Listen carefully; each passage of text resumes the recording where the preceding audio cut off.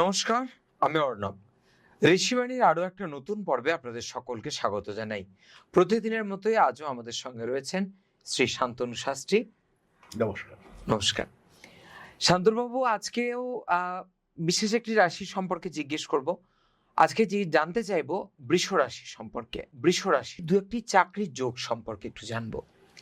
বৃষ রাশি বা লগ্নের মানুষদের জন্য জন্মকুণ্ডলিতে শনি বলবান হয়ে আছেন, সে চাকরি পাবে। জন্মকুণ্ডলিতে শনি শুক্র যোগ রয়েছে, সে চাকরি পাবে। জন্মকুণ্ডলিতে বুধ শুক্র বা বুধ শনি যোগ রয়েছে, সে চাকরি পাবে।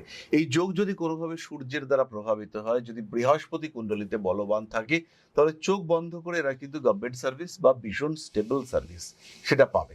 আর বৃষ রাশি বা লগ্নের মানুষ তারা চাকরি সূত্রে বাইরে যেতে পছন্দ করেন, বিদেশ যাত্রার একটা ইচ্ছে তাদের মধ্যে দেখতে পাওয়া যায়। অতি সহজেই তারা এই কাজটি করতে পারেন। যারা বিদেশ যেতে চাইবেন তারা কিন্তু অতি সহজেই এই বিদেশ যাত্রা এই বিষয়টি করতে পারেন। এরপর যেটা জানতে চাইবো, বৃষ রাশির যারা জাতক জাতিকা রয়েছেন তাদের মধ্যে ঠিক কারা কারা এই মুহূর্তে চাকরি পাবেন?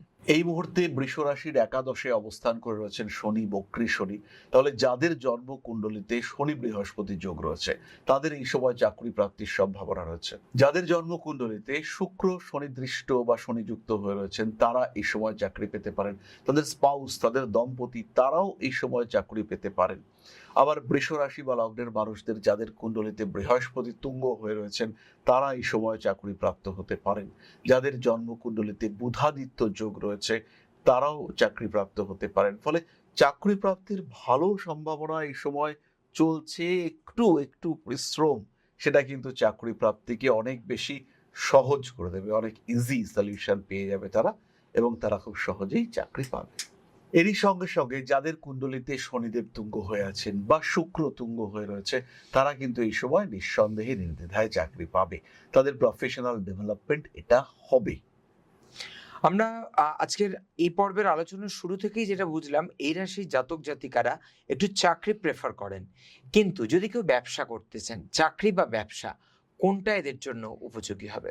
বৃষ রাশির মানুষদের জন্য কিন্তু চাকরিটাই বেটার।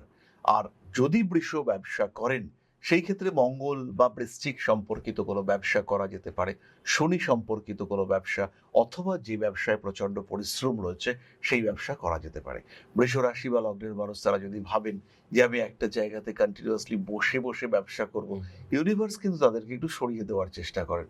বৃষ রাশি বৃষ লগ্নের মানুষ তাদের ক্ষেত্রে এই ব্যবসা যদি তারা করেন তাদের কিন্তু সাধারণ সত্তা বাধাপ্রাপ্ত হয়। তারা চাইছেন আমি একটা জায়গায় বসে বসে ব্যবসা করব, কিন্তু ব্যবসার জন্য তাদেরকে অত্যন্ত ছোটাছুটি করতে হচ্ছে। বিরক্ত হয়ে পড়ছেন বৃষ রাশি লগ্নের মানুষরা। স্ট্রেস, টেনশন, অ্যাংজাইটি ভীষণভাবে কাজ করছে এই বিষয়ে, এটা বৃষর ক্ষেত্রে আমরা দেখতে পাই। আর বারবার এটা কিন্তু বৃষ রাশি বা লগ্নের মানুষদের বিড়ম্বনা এবং ভীষণ বিড়ম্বনার মধ্যে ফেলে।